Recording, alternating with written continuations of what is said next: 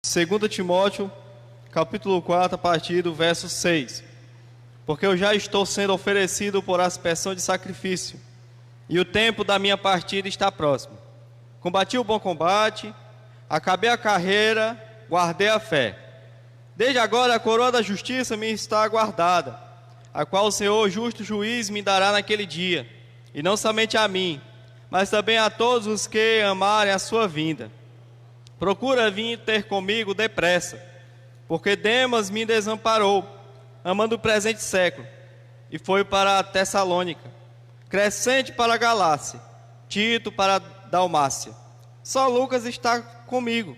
Toma Marcos e traze-o contigo, porque me é muito útil para o ministério. Também enviei a Tíquico a Éfeso. Quando vieres, traze a capa que deixei em Troade, em casa de Carpo, e os livros, principalmente os pergaminhos. Alexandre o latoeiro causou-me muitos males. O Senhor lhe pague segundo a sua obra. Tu guarda-te também dele, porque resistiu muito às nossas palavras. Ninguém me assistiu na minha primeira defesa, antes todos me desampararam. Que isto não lhe seja imputado, mas o Senhor me assistiu e me fortaleceu, para que por mim fosse cumprida a pregação a todos os gentios ouvissem, e fiquei livre da boca do leão. E o Senhor me livrará de toda má obra, guardar-me-á para o seu reino celestial, a quem seja glória para todos sempre. Amém.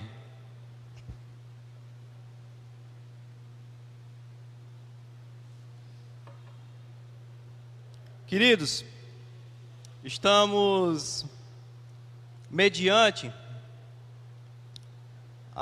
certamente as últimas palavras de um homem de Deus, missionário, servo de Deus, a qual a sua história é totalmente inspiradora. E certamente era para ser algo que, quando uma história dessa é ouvida pelos ouvidos e levada ao coração, ela deve ou deveria causar um resultado de inspiração imediata na caminhada do cristão. A história desse homem, um homem a qual as escrituras vai dizer que era fariseu, doutor da lei, um homem zeloso da lei mosaica, onde ele surge no cenário de Atos. A Bíblia vai dizer que Jesus ele ressuscita, mostrando que realmente ele era o Messias, o Salvador do mundo. E quando ele ressuscita, ele é levado aos céus. A Bíblia vai dizer em Atos 2 que os discípulos, eles perseveram em meio à promessa do Espírito Santo. O Espírito Santo desce sobre os discípulos, e todos são revestidos pelo Espírito Santo. Diz que automaticamente aqueles homens começam a pregar o Evangelho. Se não lembrar, em Atos capítulo 2 do sermão de Pedro, o homem semi-analfabeto se levanta, prega o seu primeiro sermão, cerca de 3.000 almas se rendem a Cristo.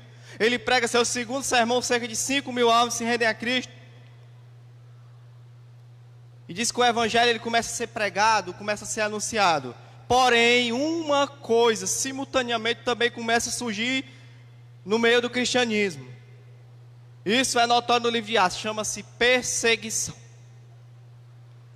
A gente vê no capítulo 7 e um pouco no capítulo 8 que Estevão, ele surge como o primeiro mártir. A Bíblia vai dizer que um jovem diácono, cheio do Espírito Santo, ele é apedrejado e apedrejado até a morte, mas tendo uma visão celestial de Jesus à destra de Deus. E em meio a esse cenário é que surge o personagem principal da pregação nessa manhã. Esse homem se chama Saulo, um homem muito zeloso. Ele está segurando as vestes de Estevão no momento que Estevão está sendo apedrejado. Esse homem estava totalmente enfurecido contra o cristianismo dessa época. Um homem que consentia na morte de todos os santos. E ele não fica satisfeito com a morte de Estevão. Mas ele pega cartas para ir para Damasco, procurar prender, castigar e assim matar mais cristãos.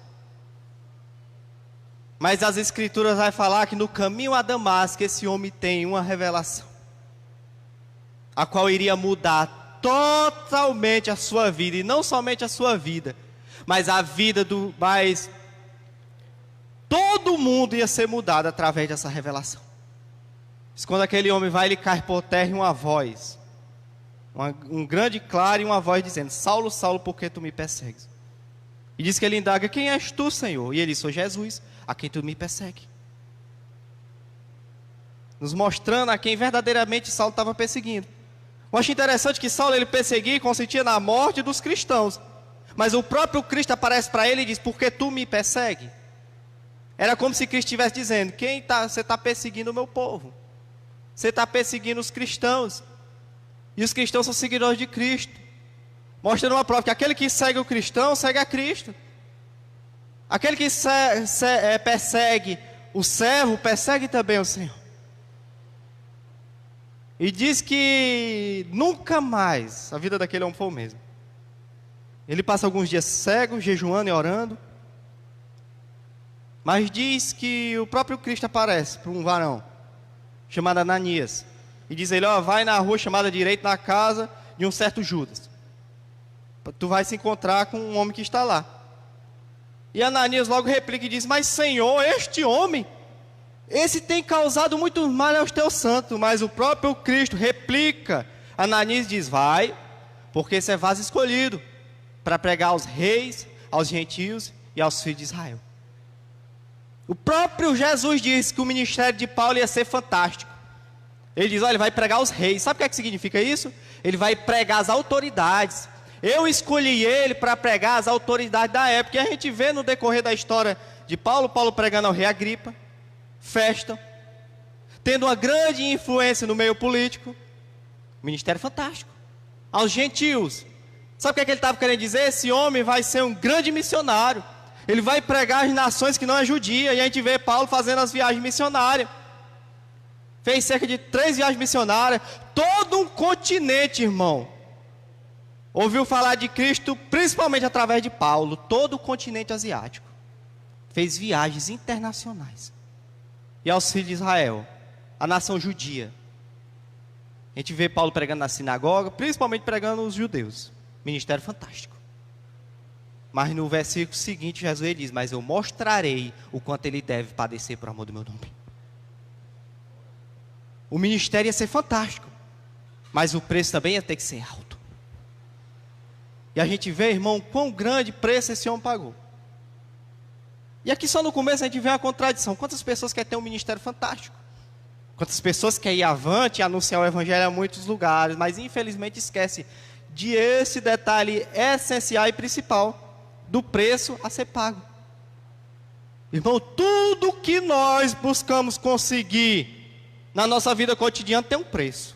Aí você acha o quê? Que o ministério ia ser diferente? Não. Principalmente o ministério. Sempre o ministério vai ter o preço. E esse preço ele é árduo. E esse preço ele é caro. E Paulo ele pagou esse preço. A gente vê esse preço sendo pago quando a gente vê ele expressando as suas necessidades. Um homem que diz que passou nudez, passou fome, açoitado com vara, apedrejado, sofrendo naufrágio, uma certa feita picada por uma serpente. A Bíblia vai dizer que quando ele vai expressar o seu sofrimento, ele vai dizer que foi-lhe posto um espinho na carne, e um servo de Satanás bofeteava, e diz que por 3 vezes ele orou ao Senhor para que ele tirasse esse espinho, e por 3 vezes o Senhor respondeu: a minha graça te basta. Perfeitamente é um homem que soube pagar esse preço e pagá-lo perfeitamente. E aqui estamos mediante as últimas palavras desse homem. Paulo nesse momento ele se encontrava em sua segunda prisão, em Roma, numa masmorra, a um calabouço. Para quem não sabe o que é um calabouço, era uma cela que ficava interna, no canto mais baixo da masmorra. Uma masmorra totalmente insalubre, úmida, onde a maioria dos presos adquiriam logo tuberculose. E esse homem está nessa prisão. Foi de lá que ele escreveu 4 epístolas que são conhecidas como as epístolas de prisão, como Efésios, Filipenses, Filemão e Colossenses. E esse homem, ele vai fazer uma retrospectiva de tudo aquilo que ele passou e que ele fez, e do seu presente. E eu quero que você se atente comigo com o texto que foi lido, que ele vai dizer assim, no verso 6, na parte A: quanto a mim, já estou sendo derramado como libação. Em outras traduções vai dizer assim, como aspersão de sacrifício. Paulo, ele sabia perfeitamente que estava prestes a ser martirizado. Paulo, ele já sabia que dessa vez não ia ter volta, ele ia ter que passar, ser martirizado. E a sua vida ia ser tirada. E mediante, irmãos, uma situação dessa, quantas pessoas se desesperavam por ter sua vida tirada, sendo ceifada por um carrasco. Mas Paulo, ele vai usar uma expressão totalmente diferente da perspectiva humana, e ele vai olhar tudo aquilo pela perspectiva divina. E ele vai dizer, quanto a mim, já estou sendo oferecido como uma aspersão de sacrifício, ou oferta de libação. Ele está usando a linguagem da época, de um sacrifício específico que se era realizado no Antigo Testamento. A oferta de libação era uma oferta que era oferecida a Deus como um cheiro suave. Por isso que era ilibado muitas vezes com algum vinho, com algum óleo, com alguma coisa. Essa oferta era queimada e subia com um aroma agradável a Deus. Ele está comparando, irmão, o momento da sua morte com uma oferta mediante a Deus. Não propriamente que Deus, ele não aceita a oferta humana, ele não pede para ninguém doar a sua vida como sacrifício. Isso é uma prática dos deuses pagãos, mas é o próprio Paulo que usa essa expressão, de que a sua vida, irmão, ela vai ser tirada, mas ela vai ser tirada como uma oferta agradável a Deus. Ela vai ser tirada, mas ele tem como a forma de glorificação a Deus. É como se ele estivesse dizendo, não, a minha morte não vai ser apenas algo que vai terminar aqui, mas vai ser uma forma de, no fim, eu glorificar a Deus. Lá em Filipenses 2,7 vai dizer, contudo, ainda que a minha vida esteja sendo derramada como oferta, juntamente com sacrifício e serviço, provavelmente na fé, alegro-me e congratulo com todos vós. Mas em segundo lugar, ele vai expressar, na parte B, o tempo da minha partida está próximo. Essa linguagem aqui já fica bem claro que Paulo, ele já estava tendo noção de que iriam matá-lo, iriam tirar sua vida, que ele usa essa expressão, o tempo da minha partida está próximo. E eu acho interessante, meu irmão, que quantas pessoas se desesperavam nessa hora, e a gente vê a forma desse homem se expressar, o tamanho da espiritualidade desse homem, irmão. Quando a pessoa diz o que? Eu vou morrer. Quando a pessoa sabe que vai morrer, faz o quê? Meu irmão, se desespera. Mas esse homem não, ele usa a expressão, o tempo da minha partida. Ele usa uma expressão de explicar algo, mas de uma forma leve. Porque essa era a convicção que ele tinha. Expressando a convicção que esse homem tinha. Para onde ele iria nesse momento. Ele não está tendo uma visão, irmão, de que morreu e pronto, acabou-se e pronto. Não, ele está tendo uma visão de mudança, de partir, de se mudar. Ele vai dizer, o tempo da minha partida está próximo. Do original do hebraico, essa palavra, ela tem cerca de 3 significados. O primeiro, essa palavra do original, ela descreve a ação de desatar um animal do jugo. Desatar um animal do jugo. Você já viu como, se você tem algum animal e ele está com algum jugo, Quando ele está preso, um cachorro está na coleira e ele se solta, você já viu o tamanho da alegria dele? Um animal, um cavalo, qualquer animal, quando você solta, ele começa a ficar feliz, sabe por quê? Porque ele se vê livre daquele jugo. Essa é a forma que Paulo está expressando. Eu vou partir e eu vou ficar livre de todo esse jugo aqui terreno. É isso que significa lá em Apocalipse 14:3. Ó. Então ouvi uma voz do céu que dizia: escreve, bem-aventurados os mortos que desde agora morrem no Senhor. Sim, diz o Espírito, para que descanse do seu trabalho. Para que descanse do seu trabalho. Porque a morte para Paulo significava o descanso do seu jugo terreno. O descanso de todo o seu trabalho. Mas em segundo lugar, essa palavra descreve descreve deixar laços ou cadeias. O que é laços ou cadeia? Algo que prende. Algo que prende alguém. Está bem, priva de viver bem, priva de ser alguém feliz. Sabe o que ele estava dizendo? Você imagina um preso numa cadeia. Ontem a gente estava comentando sobre um homem que foi preso aí pelo assalto, que teve um grande banco aqui no nosso estado, e até hoje ele está preso. Há muitos anos e vai passar a vida toda preso. Imagina só quando um homem desse sair. A felicidade que não vai ser desse homem por sair. Paulo, ele encara, irmão, o momento da partida de sua morte, sabe o quê? Como ele ficar livre de toda essa prisão aqui terrena.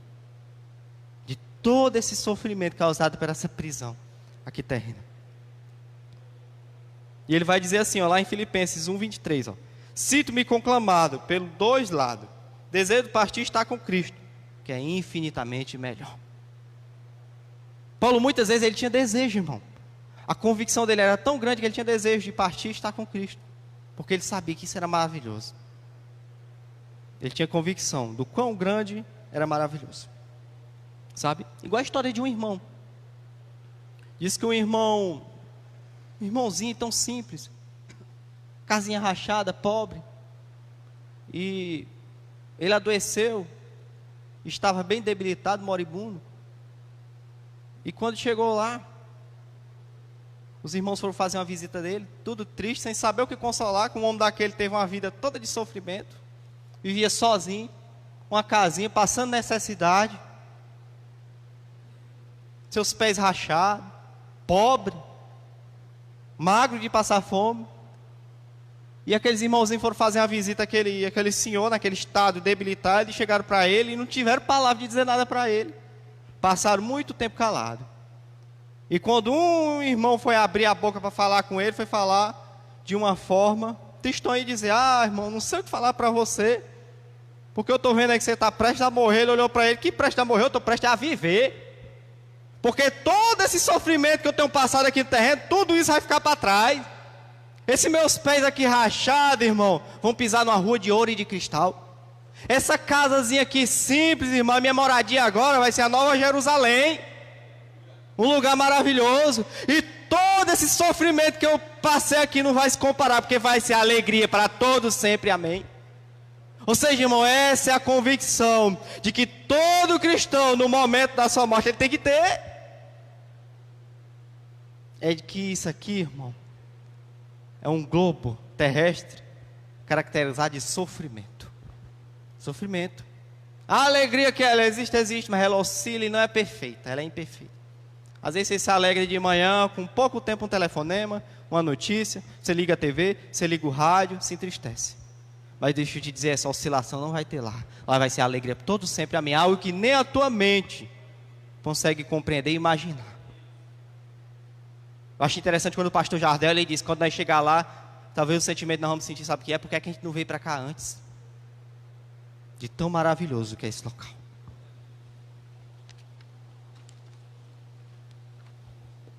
A gente vê, irmãos, que pela parábola do rico e do Lázaro, um bom exemplo, né? Diz que Lázaro, cheio de chaga, vivia lá, comendo das migalhas que caía da mesa do rico. O rico vivia sua vida regaladamente, vestido de linho finíssimo. Mas diz que quando ambos morreram, o rico foi ser atormentado no Hades, enquanto Lázaro foi ser consolado no seio de Abraão. E todo aquele sofrimento de Lázaro, ele se findou ali. No momento da morte se findou. E a realidade dele foi muito diferente. Porém, o sofrimento dele aqui na terra foi curto. Pelo período de tempo.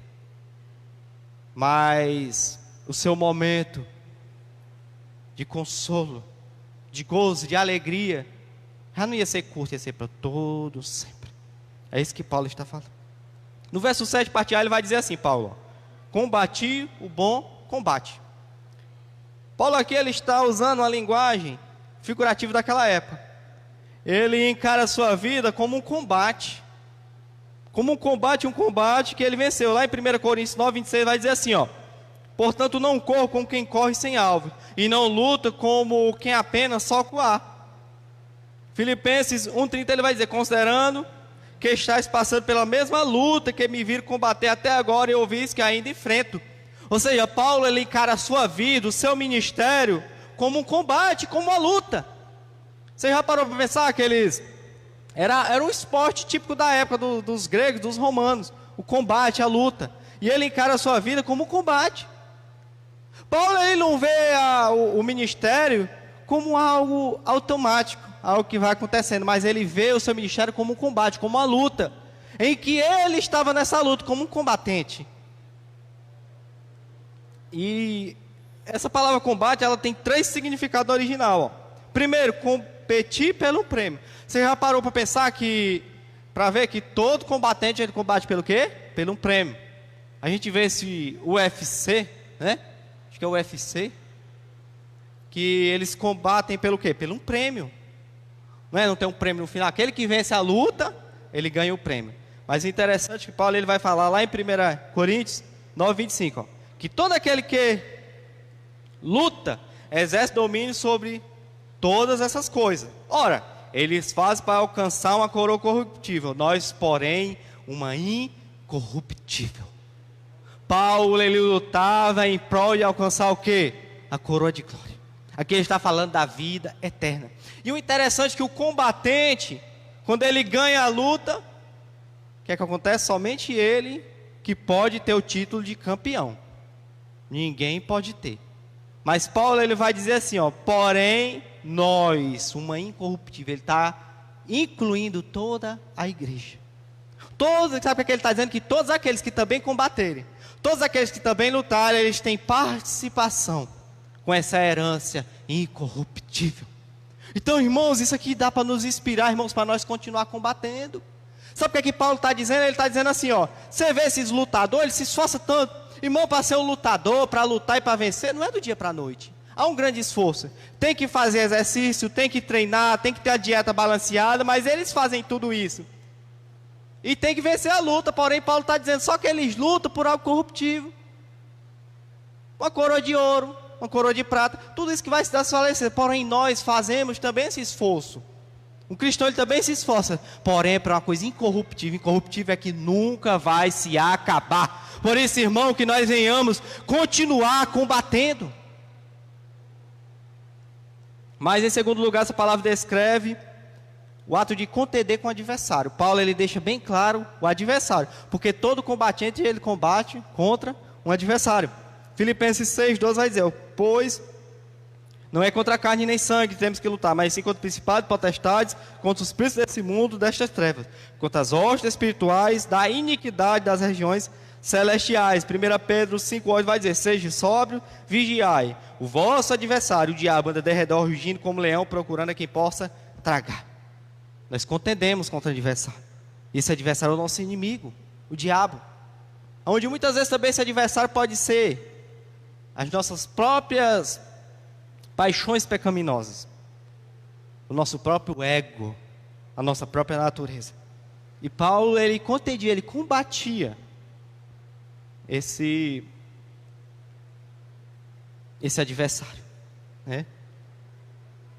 Ele, interessante dele se mostrar como combatente, sabe por quê? Porque Paulo, ele está mostrando que ele era um lutador, um combatedor, e não uma vítima. A gente vê na expressão dele que ele nunca se põe como vítima.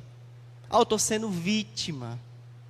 Porque, irmãos, Quando alguém vem te combater, que tu não reage, tu está sendo o quê? Vítima daquele combate. Porém, quando tu reage, tu está sendo o quê? Um combatente, tu está batendo de frente. Por mais que aquele combatente te derrube, mas o combatente ele se levanta.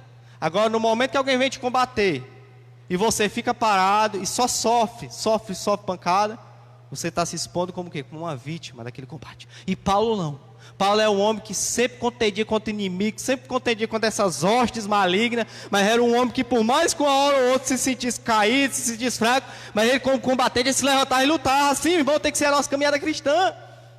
Isso não significa que uma hora ou outra nós vamos perder a batalha. Mas a luta não. A luta ela continua. O crente perseverante ele é caracterizado sempre pela perseverança. É isso que Paulo está dizendo. Ele é perseverante, ele continua lutando. Embora que ele continue fraquinho, irmão. Embora que muitas vezes nós continuamos carente.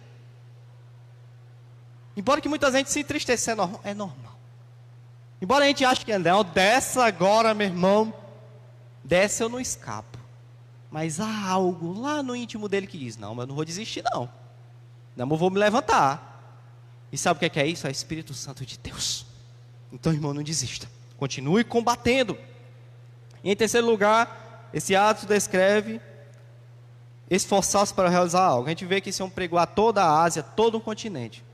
O seu combate foi um esforço. E um esforço para realizar algo. Mas vamos lá para a parte B do verso 7, acabei a carreira. Ele viu a sua vida estar usando outra linguagem analógica, uma corrida de atletismo, mas que ele correu até o fim, ele não desistiu. Você já viu aquelas corridas de atletismo que eles arrodeiam? Ou aquelas corridas que tem a corrida de São Silvestre? Muitas pessoas aí desistem, não chega até o fim. Mas ele vê a sua caminhada como uma corrida, que ele foi até o fim. Assim, é que tem que ser o exemplo da nossa caminhada cristã. Nós corremos e caminhamos até o fim. Porque, infelizmente, quantas pessoas desistem da caminhada? E eu sempre sinto que a nossa caminhada cristã é referente, faz analogia, sabe o quê? A caminhada dos hebreus. A gente vê que os hebreus, eles saem do Egito e vão lá, arrumam a Canaã celestial. Mas uns vão desistindo aqui, outros vão retrocedendo para o Egito, outros vão ser engolidos por terra, outros vão ser desobedientes, vão sofrer as consequências. Mas diz que Josué e Caleb, eles continuam. Vem as dificuldades, mas eles continua. E de todos foi os dois, que daquela geração que saiu do Egito, conseguiu entrar na terra prometida. E assim é o crente perseverante. Essa é uma figura do crente perseverante, Josué e Caleb. Ele continua perseverando, a caminhada até o fim. A gente vê que quantos homens desistiram da caminhada. A gente vê Paulo falando que Demas ele começou bem, mas desistiu. A gente vê Paulo dando bons exemplos de Demas, mas é que ele vai dizer, Demas me abandonou, amando o presente século. A gente vê a mulher de Ló, quando foi saindo de Sodoma e Gomorra, ia saindo, irmão, mas olhou para trás, foi o suficiente para ser virada na estátua de sal. Talvez você está pensando em desistir, mas não desista, persevere. A Bíblia vai dizer em Mateus 24:13, mas que perseverar até o fim será salvo. O cristão perseverante. Mas na parte C, do verso 7, ele vai dizer, guardei a fé. Sabe o que ele está dizendo? A fé, a convicção. Ele guardou a fé. É como se ele estivesse dizendo, sabe por que eu passei por tudo isso e continuo até aqui? Porque tem algo essencial que está comigo. E sabe o que é que ele trazia consigo? Que aquilo, irmão, servia como combustível para ele continuar ainda avante. A fé. A fé, a convicção.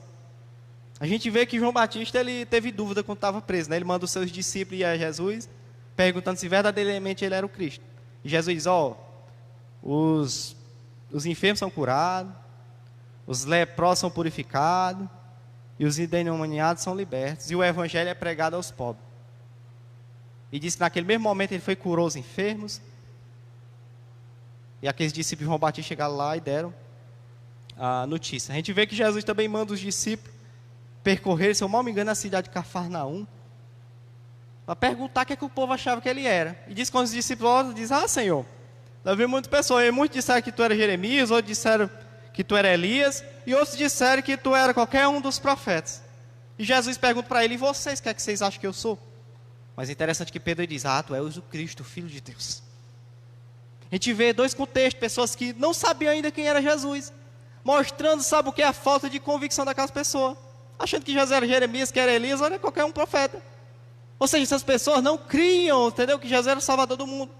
Aqui são dois tipos de pessoas, irmão. Pessoa que tem convicção da fé e as pessoas que não têm. Porque, irmão, se tem uma coisa que tem que continuar até o fim para você continuar suportando a dificuldade, é a sua fé, a sua convicção da sua fé. É por isso que muitas pessoas não continuam a caminhada. É por isso que uma pessoa diz de uma hora para outra, sabe o que é isso aí? Falta de convicção. Irmão, aí você diz, irmão, mas tu não sabe das dificuldades que eu enfrento. Irmão, não sei. Talvez, se você me contar, eu vou chorar com você. Mas interessante, você também não sabe as que eu enfrento. Você não sabe as que muitos irmãos aqui enfrentam. Você não sabe o que muitos irmãos que nós nem conhecemos estão enfrentando e você. Mas nós estamos mediante a história de um homem que passou sofrimento. E uma coisa é certa, irmão. Mediante essa história, não há dificuldade nenhuma, irmão, que possa impedir um crente que tem convicção da sua fé continuar sendo fiel a Deus. Sabia? Não há, irmão. Irmão, um crente que tem convicção de fé, não há nada que vai impedir de seguir lá Cristo, não há nada que vai empatar de continuar sendo fiel a Cristo. Por isso, irmão, que nós temos que guardar a nossa convicção bíblica e fé. Mas quando as pessoas também largam sua convicção doutrinária, segue a qualquer segmento, a gente vê Paulo, sabe por que a convicção dele continuava? Porque em meio também às heresias e os novos pregadores que surgem em meio às igrejas, ele sempre refutava e não se misturava. Isso também está incluído na convicção de fé, continuar até o fim. A gente vê lá a igreja de Gálatas, surge o quê? Pregadores, anunciando que os irmãos tinham que guardar a lei. Paulo vai lá e refuta. Sabe o que é que ele está dizendo? Convicção de fé, até o fim. Quando surge Alexandre Latueiro querendo se endurecendo, não querendo aceitar as palavras, sabe o que é que Paulo fala? E ele refuta. Convicção de fé até o fim. Mas quantos irmãos estão aí ouvindo, se alegram? A gente deve, irmão, eu tenho maravilhado com essa mensagem, eu tenho me alegrado com essa pregação. Quando você olha, a pessoa retrocede, sabe o que é? Falta de convicção de fé. Falta de convicção de fé. Quem tem convicção de fé, irmão, não há barreira, não há distância, não há tribulação, não há dificuldade que vai impedir de seguir a Cristo. Porque ele tem convicção. Ele guardou a fé, Paulo. E ele vai dizer, para correr, Cristo: desde agora a coroa da justiça me está guardada, a qual o Senhor juiz me dará naquele dia. No verso 8. Paulo está sendo acusado de 2 crimes aqui. Primeiro, ateísmo. Porque ele se abstia do culto ao imperador romano e a idolatria. A gente sabe que Roma era tido como imperador, era tido como Deus. E todos os cidadãos romanos tinham que se prostrar mediante o imperador e adorar ele. E também os outros deuses romanos, que eram muitos. E os cristãos, eles eram acusados. Os cristãos da forma geral. E Paulo também estava sendo acusado de ateísmo, de não crer. E em segundo lugar, de canibalismo, porque os crentes falavam em comer a carne e beber o sangue de Cristo quando celebrava a ceia. E eles diziam que isso era canibalismo, eles estavam comendo carne de pessoas, mas eles estavam falando da ceia, né? E havia uma má interpretação dos romanos e também uma infâmia e calúnia da parte deles. E a gente vê que Paulo ele está sendo injustiçado nesse momento. Paulo está sendo injustiçado e vai ser morto por injustiça. Mas é por isso que ele expressa nesse verso 8: desde agora a coroa da justiça me está guardada. Ele está falando, por mais que os romanos estejam me matando por injustiça, mas a coroa da justiça está guardada, a qual o Senhor justo juiz. Paulo ele ia ter que passar pelo juiz terreno, e certamente o juiz terreno fez isso, o condenou de seus feitos. Mas ele estava olhando para o juiz terreno, ele estava olhando para o juiz celestial. E ele sabia que não por ele mesmo, mas pelo sangue de Cristo derramado na cruz, pela confissão de fé e fé dele mediante a obra redentora de Cristo, aquele justo juiz o ia libertar. E ele fazer justo. É isso que ele estava dizendo. Que mediante as calúnias, o que importava era o que Deus, o justo juiz, que era fiel para com ele. Por isso que a Bíblia vai dizer que, portanto, nenhuma condenação há para os que estão em Cristo Jesus. Nenhuma condenação há. Nenhuma culpa, irmão, há mais. Mas ele vai dizer também, não somente a mim, mas também a todos que amarem a sua vinda, no verso 8, parte B. Ou seja, todos os crentes que ansiaram a vinda de Cristo também terão parte, né? A coroa da justiça. E Paulo agora ele vai expressar, irmãos, algumas necessidades, alguns dramas dele. A gente vê que ele vai falar no verso 3, ó. Quando vieres, traz a capa que deixei em Trode. A gente vê aqui Paulo ele mostrando as suas necessidades, os seus dramas. O homem daquele passa necessidade física. Quando vier, tu traz a capa que eu deixei em Trode. Imagina aí uma masmorra, num calabouço, frio. E aquele homem, um homem tão conhecido, de uma grande renúncia, não tinha nem uma capa a se embrulhar e passar o frio. Passando necessidade física. Verso 13, parte B, ele vai dizer também, e traze os livros, especialmente os pergaminhos. Ele vê necessidade, sabe de quê? De aprender mais. Paulo ele se preocupa com os livros, traz os livros e os pergaminhos. Imagina o apóstolo Paulo.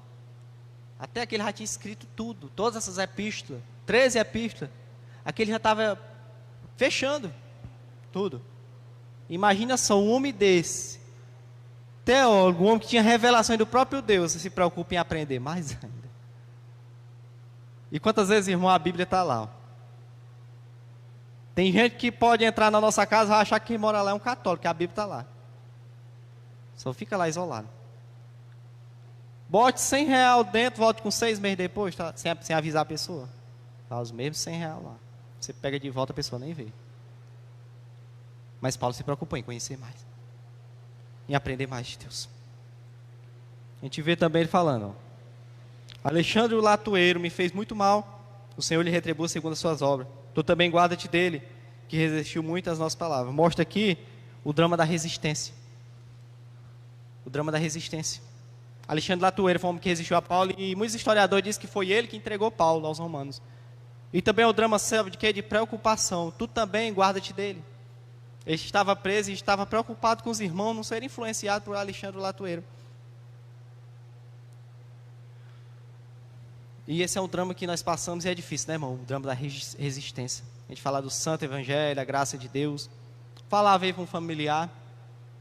Ou até uma pessoa que em outra hora estiveram conosco e hoje não quer aceitar. Esse é um drama que nós passamos e Paulo passa. Mas agora a gente vai ver outros dramas que ele passa. Drama do abandono. Procura vir ter comigo depressa, pois Demas me abandonou, tendo amado o presente século. E foi para Tessalônica, Crescente para Galácia, Tito para Dalmácia. Ou seja, esse homem ele passa por um abandono de seus fiéis cooperadores. Paulo estava tendo a dor do abandono no momento que ele mais precisava. E eu concordo com o Hernando Dias Lopes, que ele vai dizer que nós precisamos de Deus, logicamente. Mas nós muitas vezes também precisamos de pessoas. Principalmente nós precisamos de Deus, mas muitas vezes também a gente precisa, irmão. Às vezes só de um ombro amigo. Às vezes só uma pessoa para te abraçar e dizer e chorar junto contigo. Às vezes isso é uma necessidade nossa. E Paulo ele está se vendo sem muitos dos seus cooperadores. A gente vê que o próprio Jesus ele foi abandonado no momento que mais precisava, todos o abandonaram. E ele vai expressar assim no verso 16, ó, que na minha primeira defesa ninguém me assistiu, mas todos me desampararam. Imagina só, pregou acerca de todo um continente asiático, todo um continente, irmão. Quantos cristãos não se converteram através de Paulo? Fez 3 viagens missionárias, pregou aos gentios, aos judeus, aos reis. Quantas pessoas se converteram através de Paulo? Quantos milhares de almas se renderam a Cristo? Quantos filhos na fé Paulo não tinha? Mas ele vai dizer, ó, na minha primeira defesa ninguém veio me assistir. Tudo bem, existiam muitos que não poderiam ir por conta da perseguição, mas existiam muitos que poderiam ir. Pelo menos disfarçado poderiam ir. Talvez era como se ele estivesse sendo julgado, ele olhava para a porta, esperava alguém entrar. Esperava talvez até um soldado, alguém que ele tinha se convertido lá dentro, mas ele diz que ninguém veio me assistir. Ele é bem claro. E aquilo talvez causou um grande pesar, irmão, no momento do julgamento de Paulo sendo julgado. Ninguém aparece. Mas o que eu acho lindo, irmão, nesse texto, é essa forma que ele vai dizer assim, ó, que isso não seja imputado. Paulo perdoa os irmãos. Por mais que ninguém que ele causasse tristeza nele, mas não causou mágoa. Porque tristeza é uma coisa, mágoa é outra. Não causou mágoa dos irmãos, né? Que isso não seja imputado, que isso não seja posto em conta, não seja cobrado. Mas ele vai dizer no verso 16 algo maravilhoso. Mas o Senhor me assistiu e me fortaleceu. Sabe o que ele estava dizendo? Olha, ninguém veio me assistir, mas uma coisa é certa. O principal, a fiel testemunha, o fiel amigo, aquele que me resgatou das trevas para a sua maravilhosa luz, esse sim me assistiu. Mas o Senhor me assistiu e me fortaleceu. Naquele momento, Paulo ele não estava se sentindo abandonado. Ele poderia ter sido abandonado pelos homens, mas sim acolhido por Deus. Nos mostrando, irmão, que por mais que nós venhamos passar por um momento difícil, Deus ele sempre vai estar conosco. Deus ele sempre vai nos consolar. E aquele homem, irmãos, ele vai expressar: para que por mim fosse cumprida a pregação na parte B, verso 17. E eu ouvisse os gentios, fiquei livre da boca do leão. Deus nos ajuda, irmão, a suprir o nosso ministério em meias dificuldades. Isso é a realidade. É isso que Paulo está dizendo. Em meias dificuldades, Deus ele vai nos ajudar a suprir a necessidade. E no verso 18 ele encerra com isso: e o Senhor me livrará. Essas são as últimas palavras, irmão. E o Senhor me livrará de toda má obra e me levará salvo para o seu reino celestial, a quem seja glória para todos sempre. Amém. Vamos ler outra vez. Essas são as últimas palavras. Vamos ler outra vez. E o Senhor me livrará de toda má obra e me levará salvo para o seu reino celestial, a quem seja glória para todos sempre. Amém. As últimas palavras de Paulo, sabe qual foi? Foi de glorificação a Deus. Ele aproveitou o último momento de tudo isso que ele estava passando, sabe para quê? Para glorificar a Deus, nos passando um exemplo, irmão. É isso que a caminhada, que essa vida desse homem venha nos inspirar. Nos inspirar, sabe o quê? De continuarmos até o fim. Sabe para quê? Para a glória de Deus. Para glorificar unicamente a Ele, que é pertencedor e merecedor de receber o meu e o teu louvor através da sua vida. Que Deus em Cristo os abençoe em nome de Jesus. Amém.